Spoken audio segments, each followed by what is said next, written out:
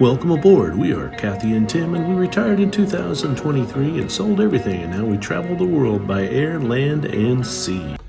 Hey guys, it's Tim and Kathy with Cruise to Retirement, and we are here to talk about the Emerald Princess.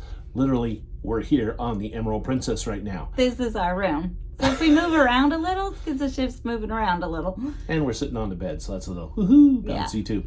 So this ship max capacity for passengers is about 3,200, somewhere between 3,000, 3,200. And we're only sailing it like 2/3 of the way full right now. Yeah, so it's been very nice. It hasn't been crowded. We're on an 12-day cruise to the Panama Canal, halfway through the Panama Canal. So if you want to see the vlog of what we actually did, be sure to subscribe over at Taste Life with Us. That's our other channel, and that's where our vlog will be. Absolutely. But this is a review, and we'll also have a ship tour on this channel. Yeah, so when we do these reviews, we talk to you about how we feel, what we think, and realize this is really specific to the cruise we're on, because you cruise this ship 4 months from now, it may be a different ship. Right. You may have different crew members on there, different passengers. Management, passengers, all those things make a big difference. But we have loved this ship. We have. When we walked on it, we both were like, oh, it reminds me of the Grand Princess. Absolutely. And we've sailed her twice. She's I think she's the oldest ship in the fleet. But beautiful. The Grand Princess is a real treat. And this has a lot of the qualities of it, and also some additional things that the Grand doesn't have, because it is bigger. It's a newer class. It is newer, but I will say this. The decor of the ship feels very, very early 2000. So does that make it a little outdated? Dated, but you kind of also feel like you're going back in time to home a little bit. Oh, it does. A lot of warm wood all over the place, the dark wood. It's just very, it's nice. Yeah, very, and there's some areas feeling that are very updated, like in the marketplace where they put in like plank barbecue, which is an area you can still sit in and breakfast and lunch, and it's very modern and pretty, and so it varies. We'll get to plank here in a little bit, but but the way it's designed compared to the newer ships is a lot different. Like the spaces. Think of it like a house. You know, you used to buy a house that had a dining room and a kitchen and a living room, you know. Yep, everything was kind of compartmentalized, and that's really how this ship feels.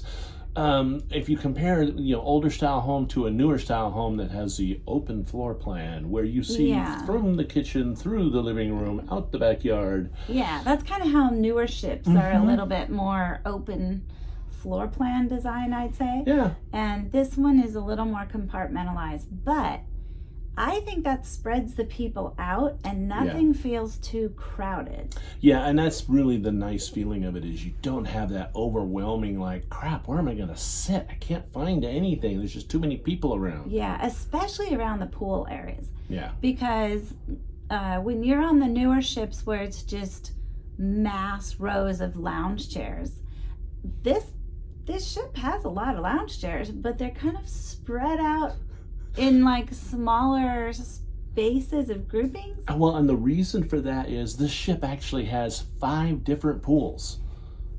It's really cool. I mean, one is sort of one's kind of like a dunk tank. Pool. Yeah, I'll call it a dunk tank. But still, that's 5 different pools on this ship, and this is not a large ship. I mean, the gross tonnage of this ship is 113.5. Yeah. Yeah. So compared to a larger ship that's not even the newest ships, but like, say, the Enchanted. It's 145 gross ton. Yeah, so it's significantly smaller than that, and yet feels much less crowded because of the design. And we're going to actually have a comparison of these two ships, because we just got off the Enchanted. Now we're on the Emerald, and there's some interesting differences. So watch for that video next. All right, let's get on with our list here, girl. Okay, so let's just talk about those pools, because we're already talking about them. All right, so the pools there, like I said, there's 5. There's 2 in the back, 2 in the middle, and then there's 1 in the front. So they're kind of separated from each other also, so that you can have lounge Completely spaces yes. all around them, really. The back one is pretty, well... It's called the Terrace pool, and it's located on deck 14.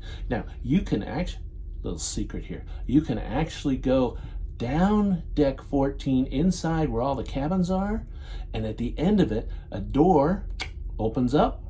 It's about half a flight, not even a full flight. It's a half a flight up to the Terrace pool deck area right there.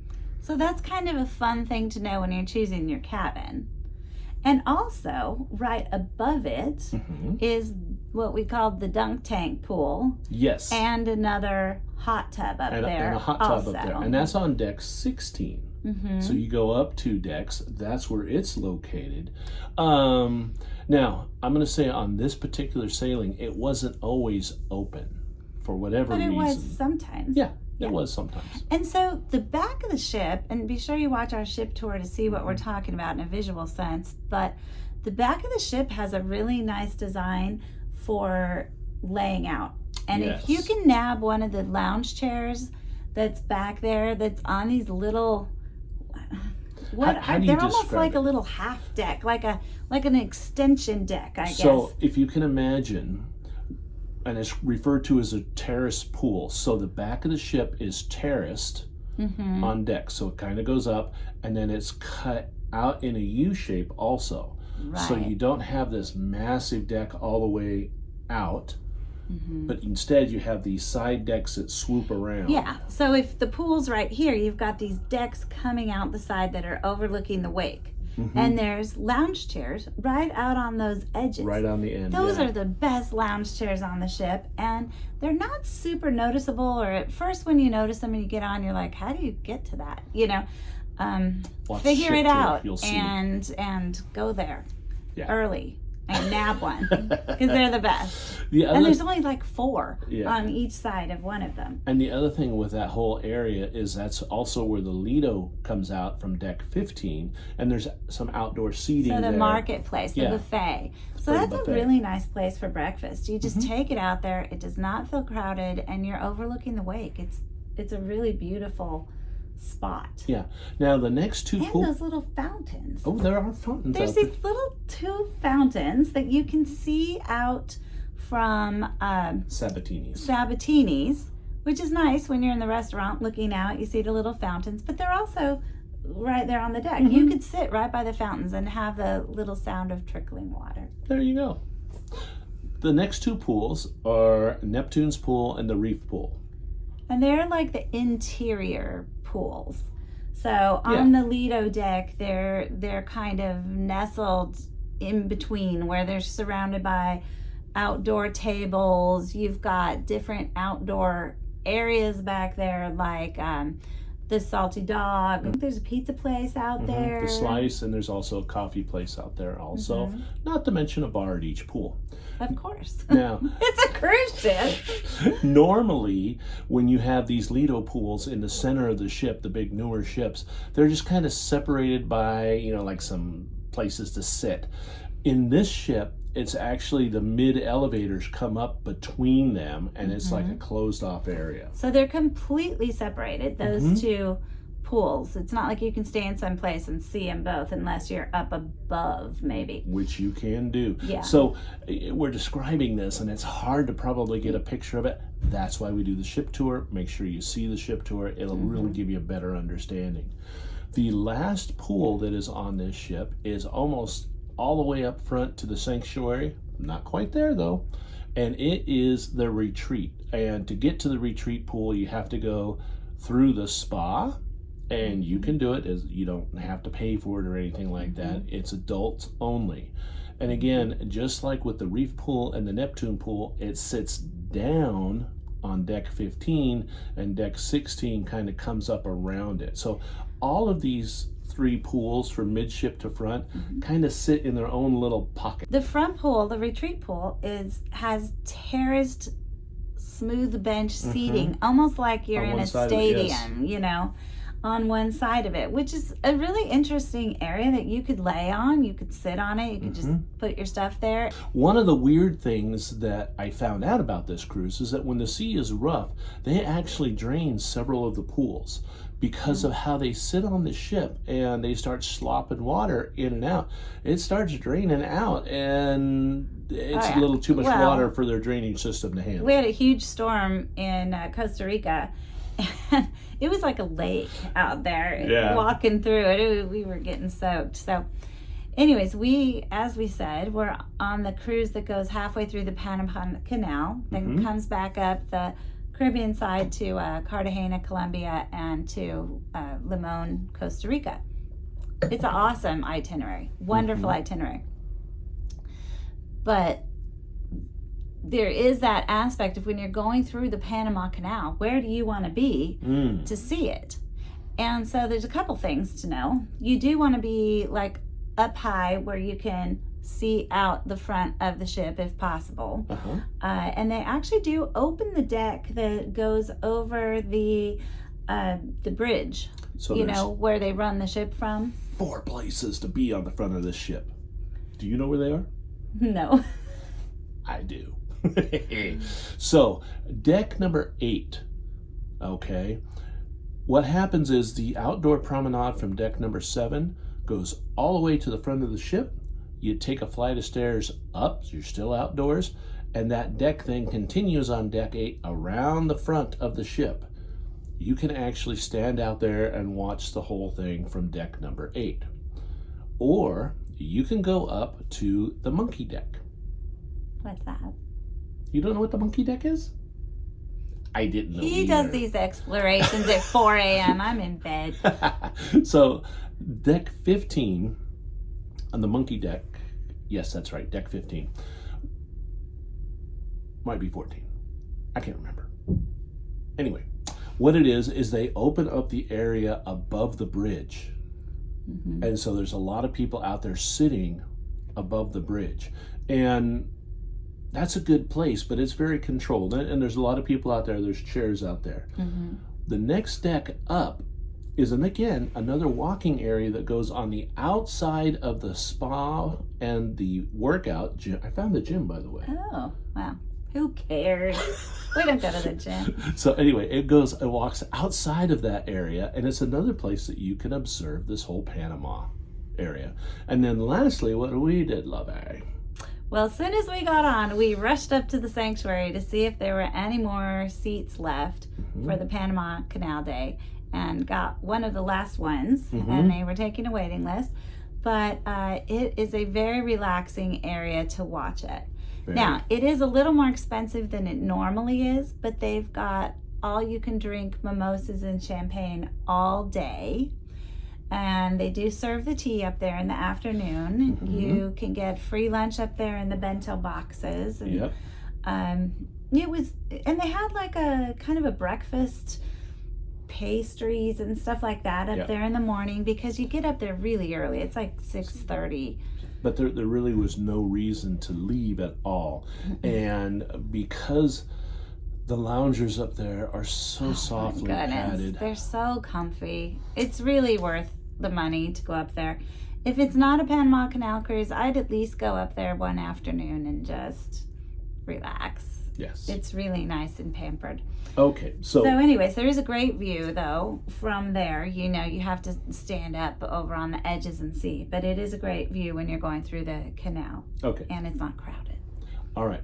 So now that we're there, we're bouncing all over the ship. I hope you're keeping up with us. But now we're going to talk about, we just talked about the sanctuary, and we're going to talk about the spa, which we actually didn't use anything there. So we went through the tour. Now, we're a huge fan of thermal spas, right? We've been on some great ships with great spas. This one, we had to really look for it, and then when we found it, we're like, that's it? I mean, is that it? It is a thermal spa, but I would be curious to know whether it originally had a thermal spa when they designed it, or if they basically just took some back storage areas and convert. In fact, you walk through a little storagey area to get to it. It's just weird. Yeah. And then you go in there and it's very small. And it's not like a bunch of people would fit in there. And no. It's weird. It's really weird, you guys. Honestly, I wouldn't waste your money. Yeah, well, I'm not going to say don't waste your money, but I am going to say definitely do a lot of research regarding it before you do spend Watch money. our video and see what it looks like, and see if that looks like what you're expecting your thermal spa experience to be like. Yeah. Because it's definitely not worth a ton of money. No, it's very different. And it seemed to me, by reading the signs and everything, that it was really geared for the spa attendants to do like mud baths and some of that other stuff down there. Some kind of like therapeutic stuff that you can't do unless you purchase something through the spa and they do it. Yeah. So it's a little unusual. It's unusual. Yeah, okay. So we'll go with the that. spa area is really nice. Yeah, like the relaxation room and the massage rooms. I mean, they look like any spa. Spa, yeah. All right, let's talk about cabins. So, as you can see from our cabin, it's a lovely cabin. We are on the Aloha deck in room 528, which is mid-aft, I would say. Yeah. It's actually a really nice location, easy to get around, very quiet. It's been a great cabin. Very comfortable. It has a lot of mirrors in it, in front and back, so you get this kind of like reflective back and forth thing. The room has been very nice. And something interesting that we have not experienced on other cruise ships, maybe it's just because we don't realize it, but our bed has this really comfortable topper that kind of takes away that center crack. Yeah, you don't notice the center crack as much, and it's a very soft bed. And so, you know, I've heard a lot of people will ask for a topper on different cruise lines because they feel like the bed's too hard and they want it soft. And we had not requested that. And so it was very soft. And I'm like, So I looked and here's a topper. So I asked our attendant, our steward, if that's, you know, just got left on the bed or if that's a usual thing. And she said, yeah, we use it to smooth out the center crack on the combined beds. And so they all have the topper. Nice. Which is interesting. So, hey, if you don't have one, ask, because I'm going to say it's a good thing. It's nice and cushy. It's a very comfortable bed, comfortable pillows. The bathroom, though. I was going to say, complaint-wise, I always got to say this. I'm 6'2", 250, and when you put me in that little itty-bitty shower... It is a tiny... Oh. I've never seen such a tiny shower, but you're making it work. I always make it work. It's just not It's a optimal shower curtain. So, weirdly, though... in the shower, the water is nice and hot and strong, and it's hot immediately, but it doesn't matter where you turn the temperature gauge. It's basically the same temperature, which is pretty much as hot as you can stand, right? Now, the sink, which is all of 2 feet away from the pipes of the shower, does not get warm no matter where you put it. It's just cold. So, I don't know. Some people would probably call mechanical to come out and fix it. We travel full time. We've been in Asia for 7 months. We're used to it. We're just like, water pressure, water temperature, all changes. Some places only have cold showers. You just deal with it. Hey, it works. We just have learned to be flexible, so we don't care. But now, I am going to throw out, and again, this is our sailing on this ship, but the cabins near the front elevators have got to be going picking mad. And the reason for that is as we go up to the front air elevators around deck 9 and 10, there is a horrendous squeak. Yeah, same on deck 9. These are the forward elevators area, and this is the port side. I wonder if it's like this on the other side. Okay. It's only creaky on the port side, so maybe get a room on the starboard side. Yeah, it's like a creaking, like that's where the joint is in the ship or something. And even by the elevators, we're like, what the heck? And then as we keep changing floors, we're like, still here. So it's when you're moving, it's very creaky in this area on several of these floors, but especially this one. 9 and 10 that are the worst. And it's right by the front elevators. But then 8 and 11, you can still hear it pretty bad. Get a little farther than that, you can barely hear it. So I think I would avoid cabins and it's only on the port side. Well, it's on both sides, noise, but it's strongest on the port side. It's mostly the port side is terrible. So I would avoid cabins near that area because if the ship is moving, oh my gosh, drive me insane. Yeah. So anyways, that's just a hot tip. Hot tip for this ship. Okay, so overall, staff-wise, I'm going to say I've never seen such quiet halls. Yes. Like, we didn't meet our steward for a couple days. I'm not going to just go into her because, you know, they're all different. Your mileage will vary. Yes. But the stewards are out there, but they're not like, hey, you know, where you normally see them. And this overly... is walking up and down halls on multiple floors at different times. It's kind of very subdued in the housekeeping staff. So I don't know if that's a management thing or what. Well, and I think it flows over into some of the other areas too. You just, it's just not the. It's just some not the happiest ship. Some of the morale is low, and I don't know exactly what it is, but the bars, especially. Yeah.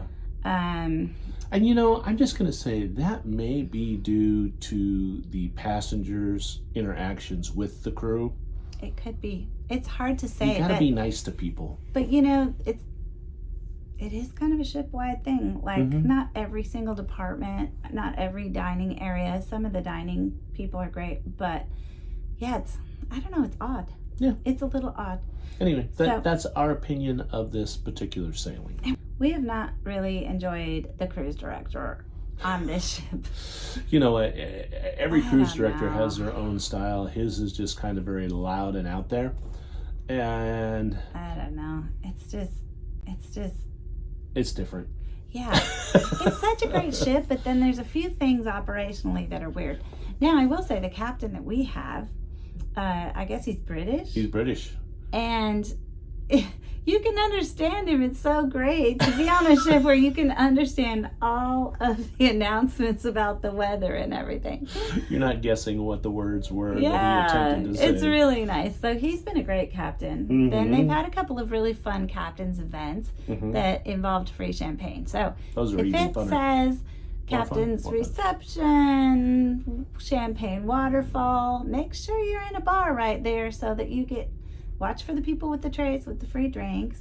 And then if you're like platinum or, you know, whatever loyalty you are, they have parties and they also have free drinks and appetizers at those. So yes, never miss out. Never miss out on a free drink. That's my saying. So the bars have been nicely placed, I think. Like the Wheelhouse Bar is kind of a nice quiet area where they have like instrumental type bands mostly, and it kind of almost an L shape to it. So it's really nice. They also do have a gastropub in there sometimes. Yes. That is the Salty Dog, but at an upcharge and very elevated food. So the Salty Dog normally on Princess ships is a hamburger hot dog grill out by the Lido pool. And we have that on the Emerald. We have it here. And it's pretty good. Actually, it is. They even do street quite tacos. Good. Yeah. And so it's free when it's out there. At some other meal times, they take the Salty Dog and they move it into the Wheelhouse. And then it becomes this upcharge gastro pub. And the food's totally different. It's elevated. So that's kind of an interesting use of it. Yes. And then the Crooner's Bar is nice.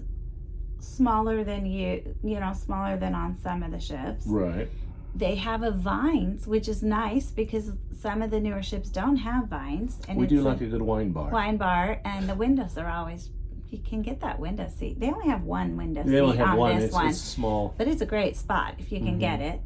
And then Good Spirits is really small on this ship. I mean, really small. Normally it's much bigger on the other on the other princess ships that we've been on. Yeah. And so I don't think they do any of what Good Spirits is kind of, known for. And if you do it like on the Enchanted, it has, videos about cocktails, and they do special sessions in the evening where they make these special cocktails and you learn.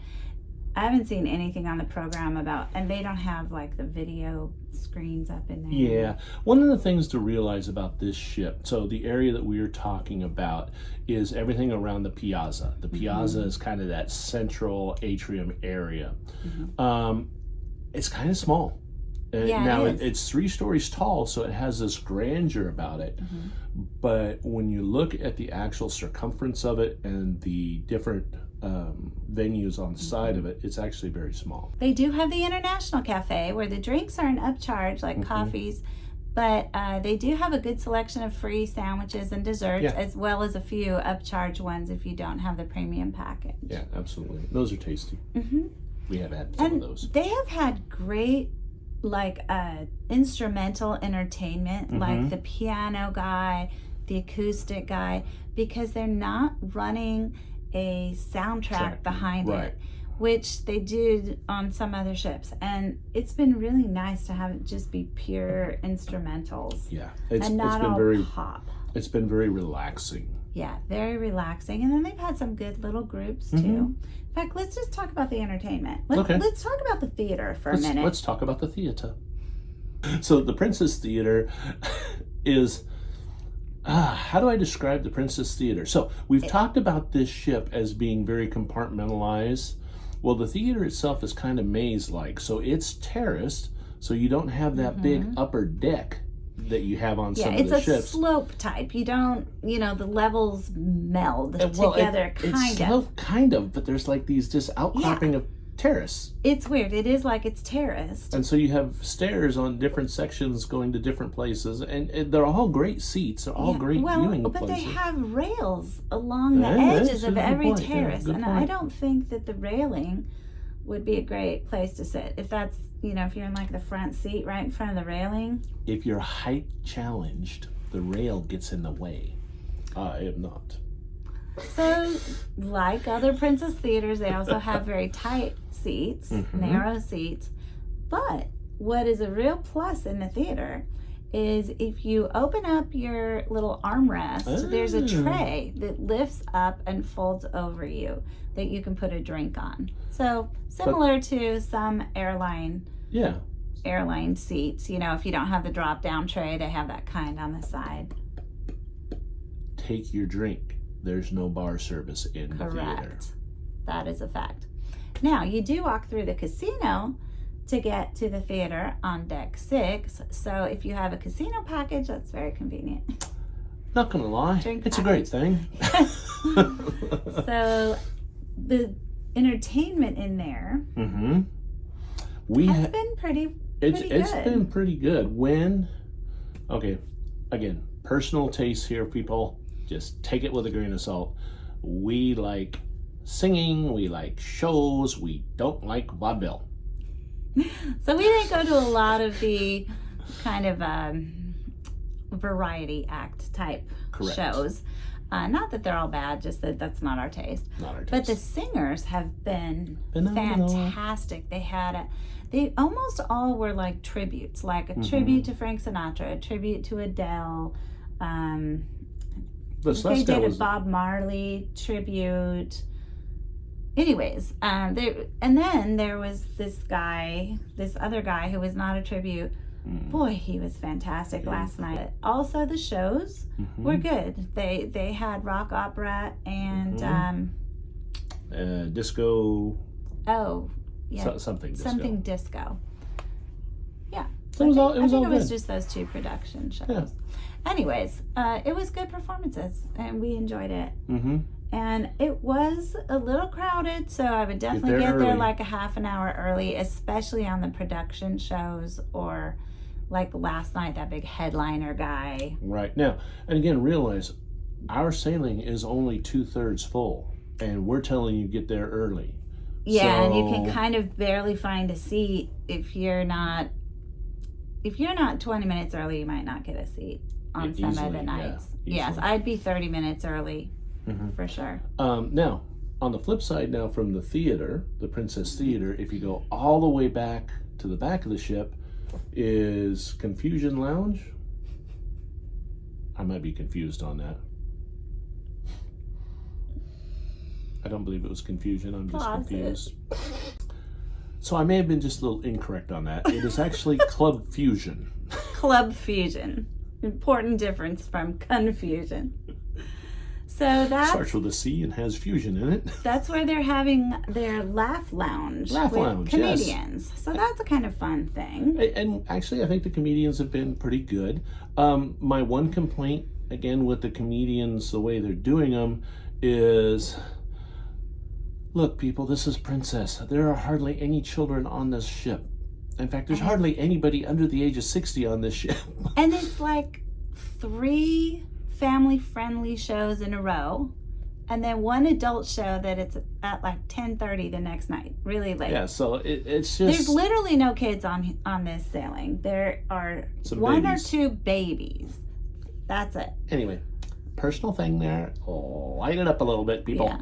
It's a nice supper club feel in the Club Fusion.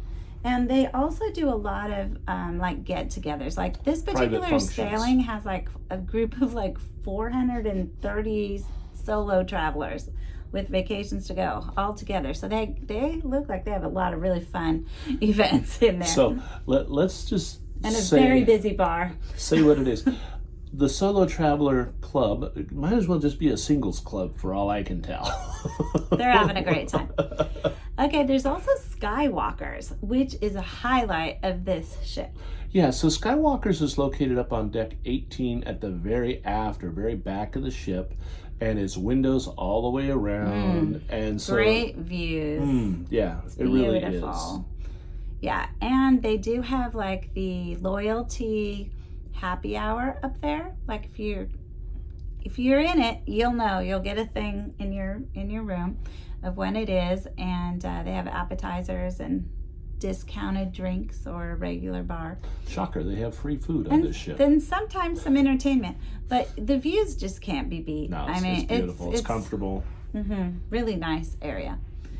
So that's Skywalkers. They also have special events up in Skywalkers. A lot of special events up there too. So what else is there to do on this ship?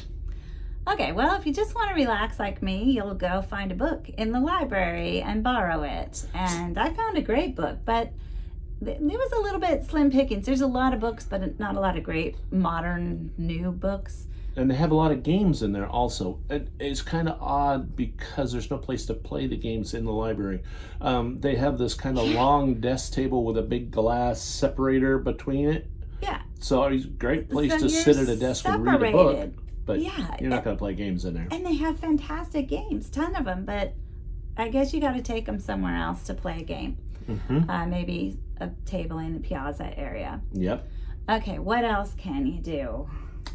Well, you can do a movie under the stars. That was fun until it started raining. But they, put like a little cover on the lounge chair with a pillow support, and it's very comfy, nice thick pad. So it's a lot different than the daytime lounge chairs. Well, it's the same lounge chairs. They just had more padding to it. Like I said, it's a lot different than they are during the day. So they have had some good movies. And that's a popular place. You can actually see it from 2 decks. Yep. So, all right. They have a sports deck. What's up there? So the sports deck is at the very... How they're going. That's too many stairs for her to get up there. That's what it was. I don't know. So they do have a small basketball court up there, which is all netted in. It's primarily for pickleball. I'm not going to lie. It's basically just wide enough for one pickleball court. It's not a very big court at all. They do have a jogging track up there. No, I didn't try to jog, but I did read the sign. It's 16 laps for 1 mile. So you're jogging in a tight circle. Pretty much. You might as well just run in a circle the whole time. They have some putting greens up there. Not miniature golf. It's more kind of set up for putting greens. And it says they have like a cyber golf or something. Yeah, that's kind of gets back to the signage. So the older signs, the placards that are on the walls, they're not all correct. Yeah, it's go by the electronic signs. Yes. And your app. Yeah. Maps. Because there's a lot of incorrect signage and names of places that have changed, but they don't change it on the sign. Yeah. So it's a little confusing. There is not a bunch of kid stuff on this ship, which is probably why there's no kids and it's school time. There's an arcade. Yeah, there is an arcade. Which actually was one of the changes they made to the ship at some point, because the placards, again, call it a cigar lounge. Yeah, there is no cigar lounge. No, it's an arcade, kids arcade. Yeah. And it's right next to the casino. Now, the casino, I enjoy the casino lately. I don't know what it is. I'm not winning any money. I'm winning a Well, couple I'm cruises. just going to say, if you saw our Enchanted Princess review and we won 2 cruises, that was great. Because the point value to earn the cruise was much lower than it is on this sailing, because there's a break at, like, I don't know if it's over 10 days. I think it's 11 to 14 days. The points you need goes up from 3,000 to 5,000 from a 10-day.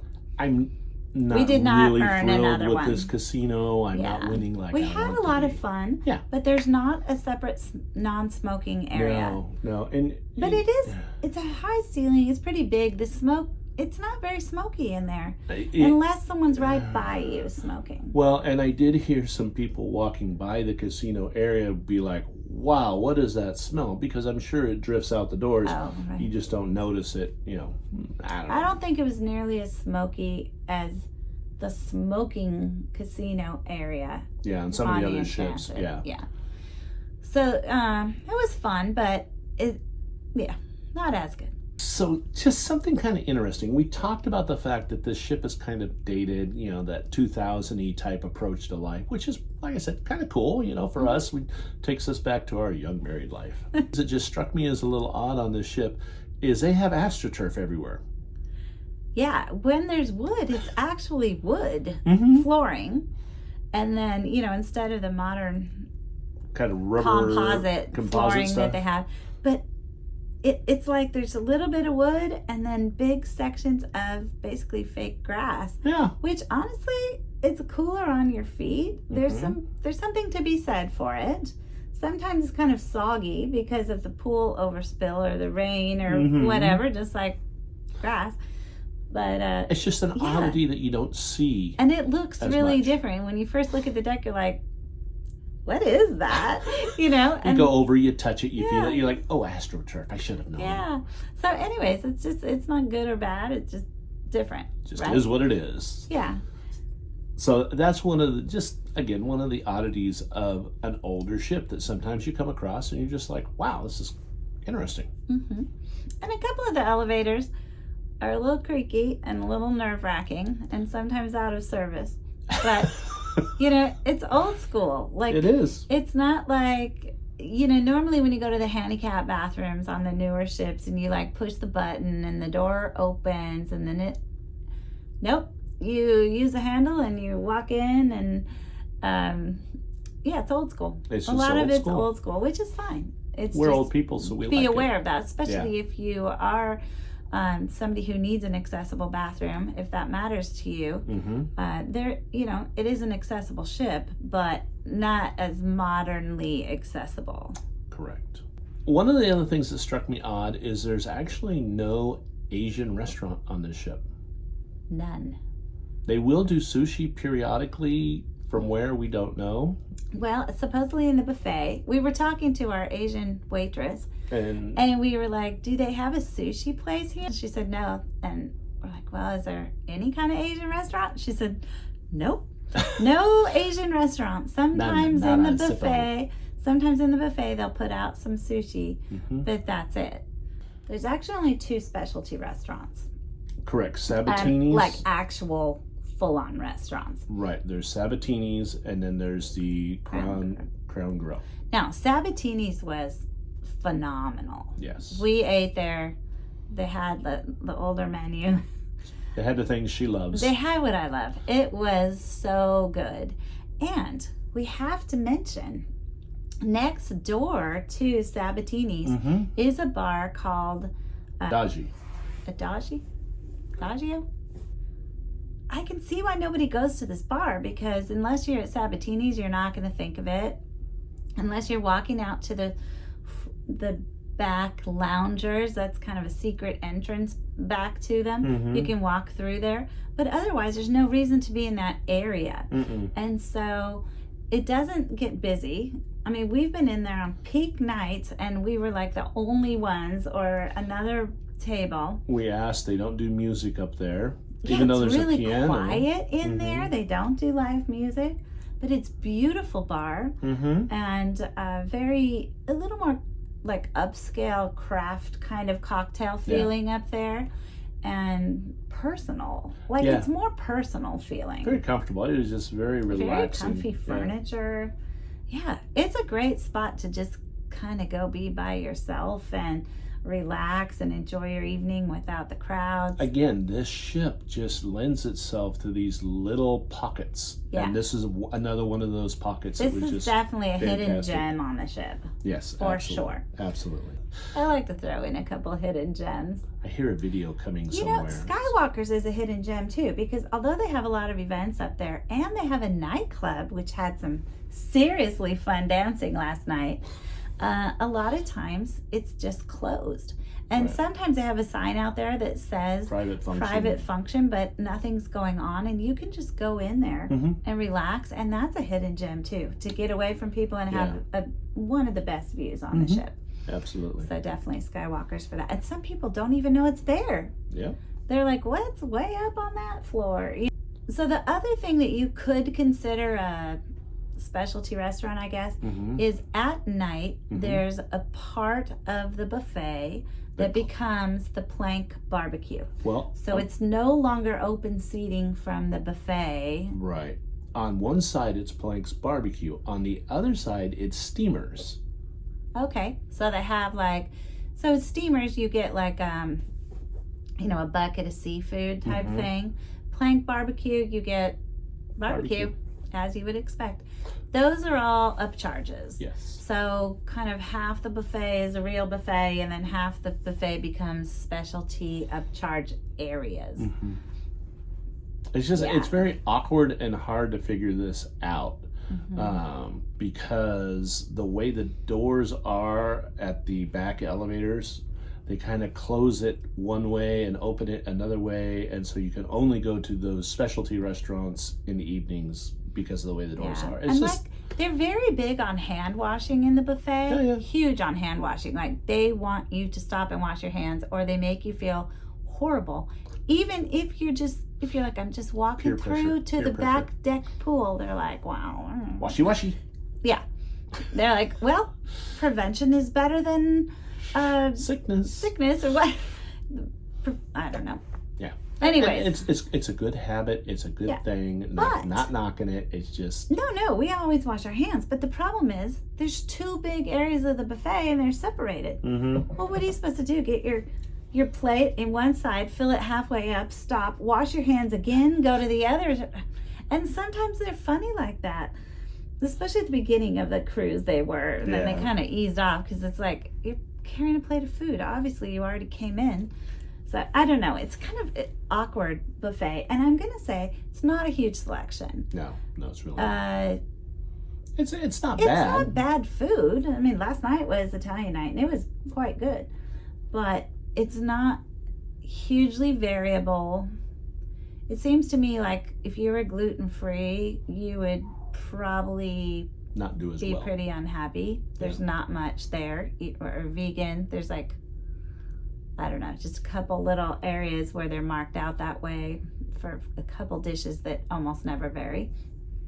So it's, it's okay. It's not great. The dining room is definitely a lot better on this ship than the buffet. Yeah. Unless you want like a salad bar, that's really good in the buffet.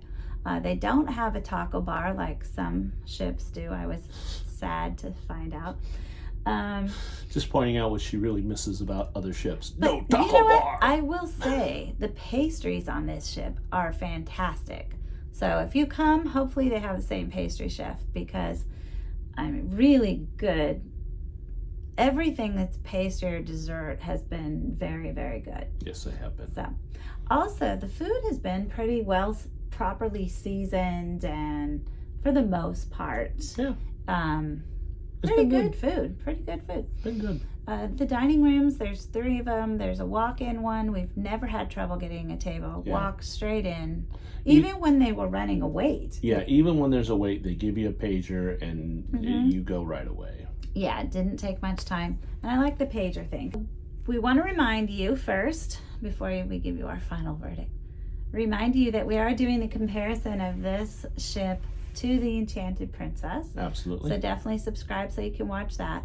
Also remind you that on Taste Life with Us, we'll put a link at the end to the playlist of cruise vlogs. So you can see if it's already up. If it's not, maybe watch a different one or just subscribe till it's ready. Because we travel full time. We keep our daily vlog type life over on Taste Life with Us. So, as you can tell, we have a lot going on. We have Taste Life with Us, we have Cruise to Retirement, we have daily vlogs, we have kind of a little bit more, ship tour review, type stuff that we do. This is all a hobby. So, it'll get there. Just cut me some slack. I'll get it up there. But if you want to thank us, you can go to buymeacoffee.com. You'll see it come up on the end screen. And also our website address. We have lots of information on cruising on there, lots of tips for you. And then did we tell them to subscribe? Don't forget subscribe. So definitely subscribe, because we are going to have a huge comparison of all the major cruise lines coming up. That's what we're doing right now, trying them all out. Boy, it's a terrible job, but somebody has to do it. Thanks for cruising through retirement with us. We hope to see you out on the seas soon.